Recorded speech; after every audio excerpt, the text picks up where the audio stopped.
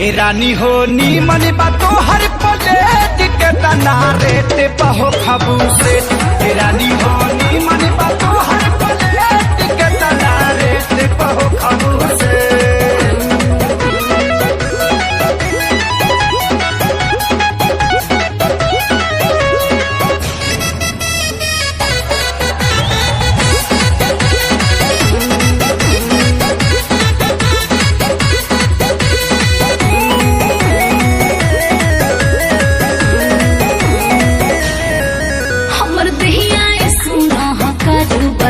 कहाँ से दिया कर होदा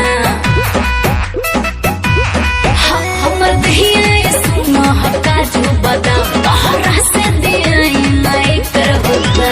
हमनी के ऊपर ट्रस्ट कीजिए होने दाम, तनी भोजन कराने का कोशिश कीजिए होने दाम। गटक जाई पपट से न बुझा चकले। ए रानी हो नी मनी बातो हर के तना रेट पहो खाबू से। ए रानी हो नी मनी बातो हर प्लेट के तना रेट पहो खाबू से।